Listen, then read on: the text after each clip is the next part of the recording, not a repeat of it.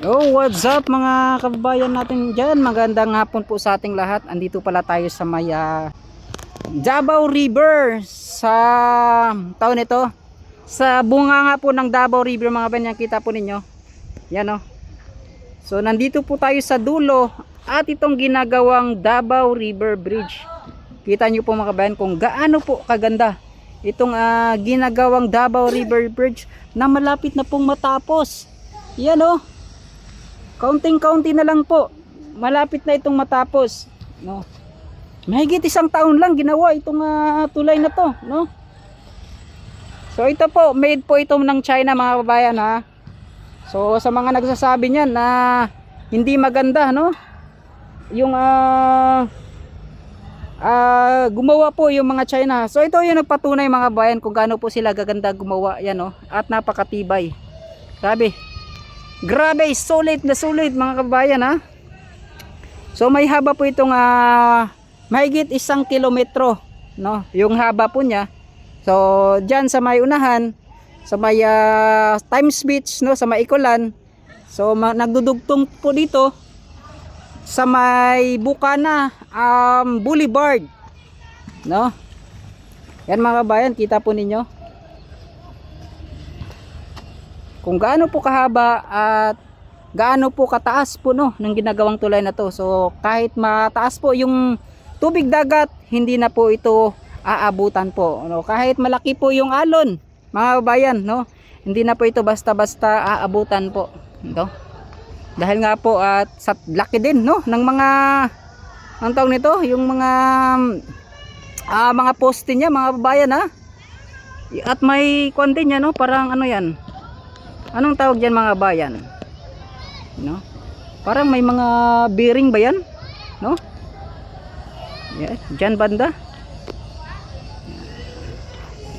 Grabe, nakakabilib talaga mga bayan ha.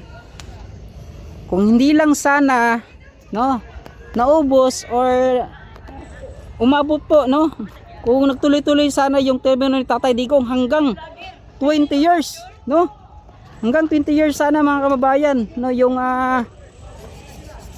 termino ni Tatay Digong, no, ang dami pa sanang mangyayari na ganito, na mga makita nating proyekto dito po sa ating bansa, ano, katulad dito itong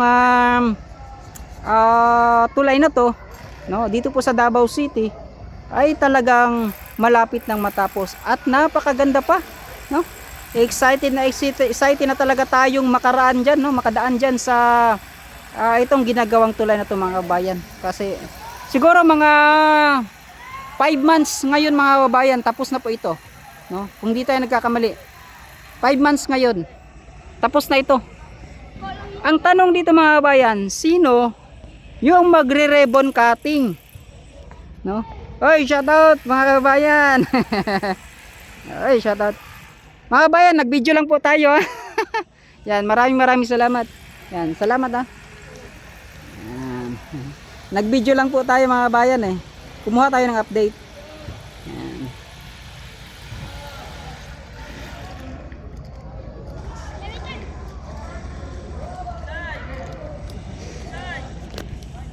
Yan. Grabe, napakaganda mga kabayan ha. So magtanong po tayo dito mga kabayan kasi nga po usap-usapan, ugong na ugong po ngayon na itong papalitan daw yung mayor po ng Davao City, no? Na itong si acting vice mayor. Kasi nga po wala dito si PRRD, no? At yung pumalit sa kanya si acting si vice mayor Basti Duterte, no? So ngayon tatanungin natin kung uyon ba sila, no? Sangayon ba sila na itong papalitan po si acting vice mayor Basti Duterte po, no? No, yan kasi yung bali-balita ngayon eh, mga kababayan. So magtatanong tayo dito sa kanila, no? Kung ano po yung kanilang mga reaksyon. Wala sticker, wala dala, no? So dito maghahagis na si sir mga kabayan, no? Dagan po sila makuha dire. Dagan po sila makuha dire. Bugaong. Boss, okay ra. Ay, shout out. Unsa may makuha ninyo diri, boss? Bugaong? Kasagaran no, bugaong gyud. Ay, shout out sa inyo mga bossing. Ay, shout out sa inyo mga boss. Tito Tans TV sa YouTube. Ay, wala, way kadala. Tito Tans TV sa YouTube. Ay, naaraw. Grabe, puro mga perting dako sa mga bugaong oh. Dako, murag bangus. Murag bangus. Shout out po kana 76 da sa Younglers. Ayan. Ay, namin mga grupo. Yes sir. Ayan oh. Buka na, Barangay 76 Anglers mga bayan ha. Ayan, daghang salamat. So daghan mo sir, daghan mo diri ah. Daghan boss. Daghan no. Ayan. Sabihin mo lang 40 taon na. 40. Sing daghan no. Alam mo naging ko karon. Unya. Ayan na. Ayan.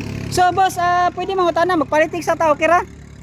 Usapang politics boss, baka ning nakadungog na baka kaning nakabalita baka nga kaning kambyuhan daw si ato ang mayor diri kay si acting mayor Basti Duterte. Bago pang eleksyon lapas na. Mao gani di ba? Kay 3 terms na niya karon. 3 times na niya ron. Pero vice siya. Vice siya. Oh, vice dili sa mayor. Oh, di siya Vice mayor. siya. Kumbaga ihalang gi kwan ang kwan sa mayor. Oo, automatic. Matic. Kung dili makakuha ng mayor, automatic ang vice mayor ang take over.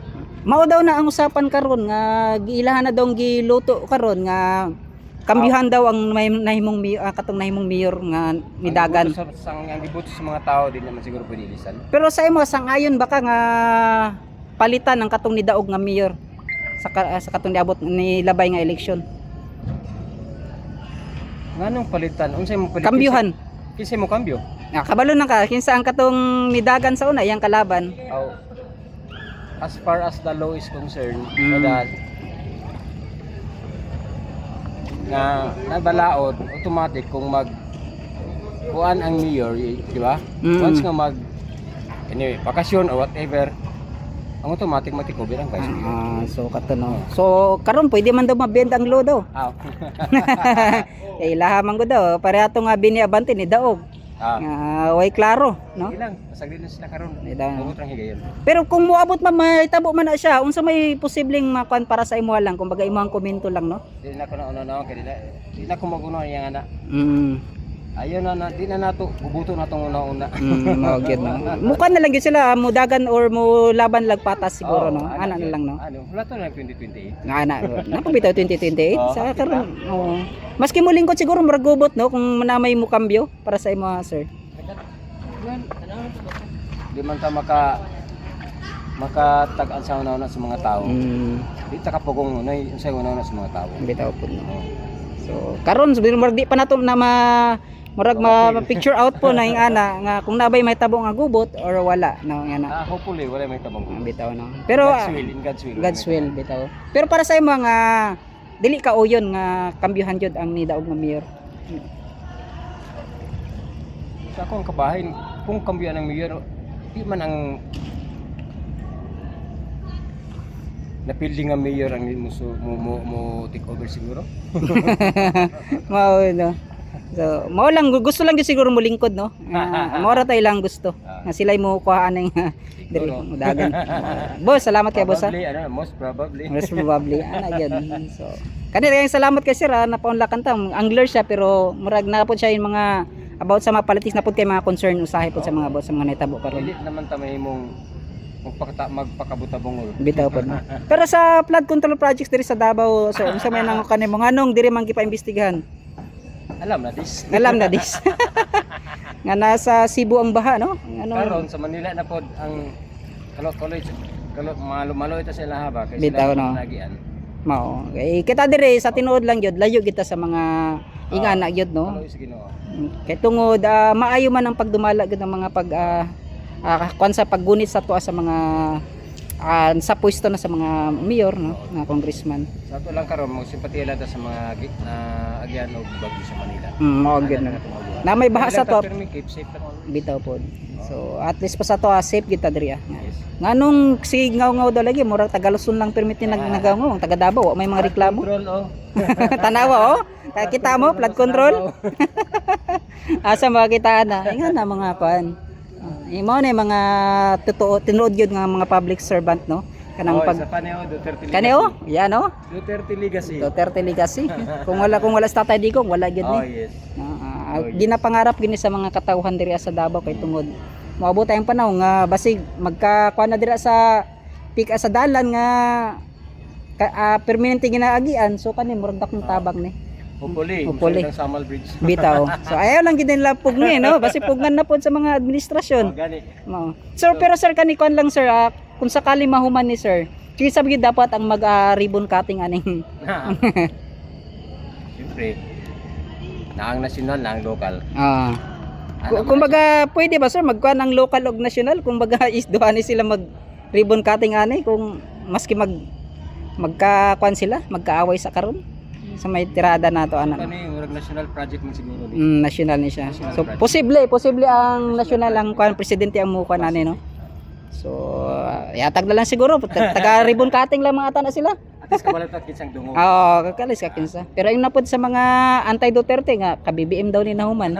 So ino na pud nila nga ilaha. Siyempre kay mubo raman ang higayon nga may Bitaw. 26 years lang doon, Oo. di ba? Nasayang lang tong COVID yun no. Oo. Kung wala lang to nagka-COVID. Oo.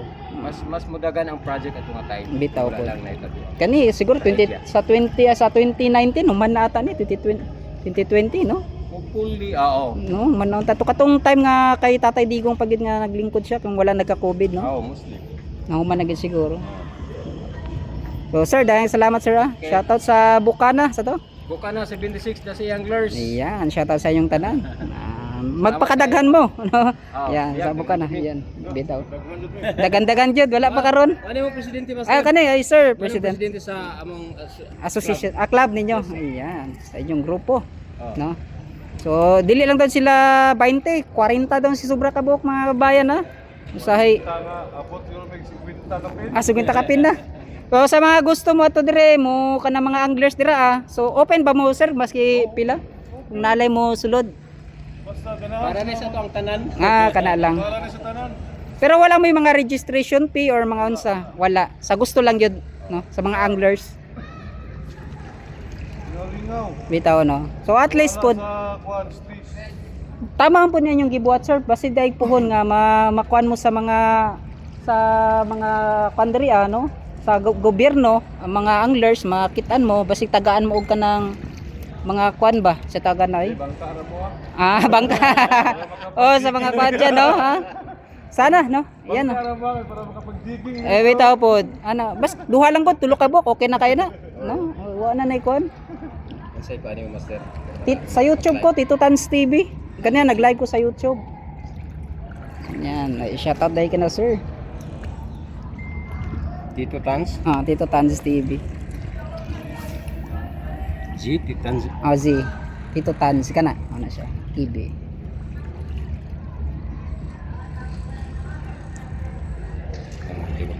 Pero na kay Facebook. Facebook, Tito Tans TV 2.2 gyapon. Pero 3.k pa man ko ana.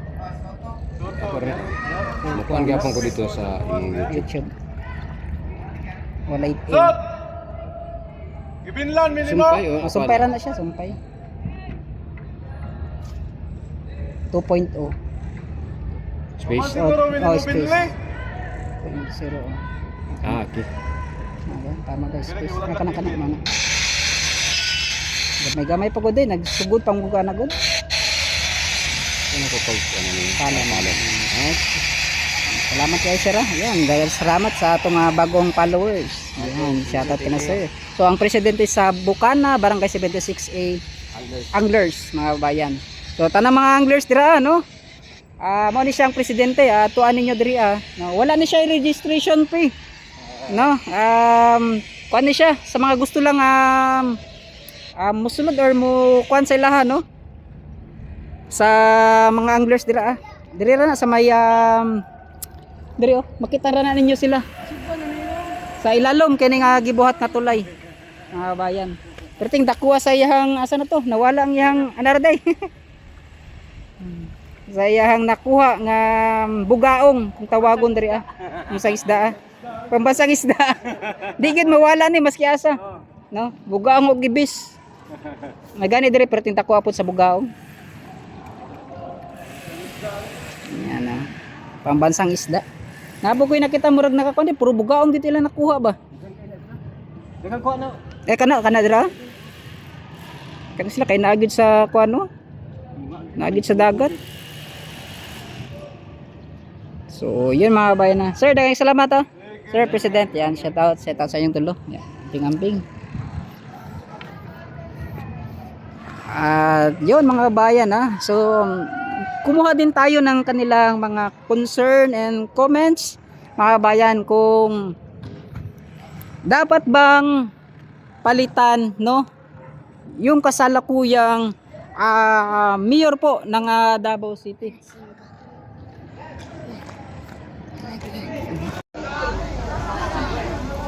So yun mga babayan no, kita po ninyo kung gaano po katibay yung pagkagawa nito no. Andito po tayo sa yan no, sa ilalim mismo talaga no mga bayan ng ginagawang tulay na to. Yan, grabe. Napakasulit. No? Kakaiba din pala talaga gumawa po yung China. Ay, sobrang lapad din ng tulay na to. No? Kakaiba talaga. Ang mga Chinese din gumawa mga bayan ha. Yan ha.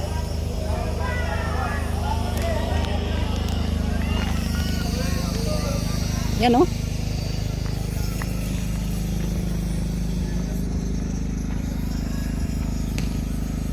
So, di pa tapos na doon sa unahan. No, dito na lang pala sa taas po yung kulang talaga mga kabayan ha. Yan oh. So, ito na lang yung dugtungan, itong abutment po niya mga kabayan no. Yung approaching po niya, yung kanila pong ginagawa dito. Yan.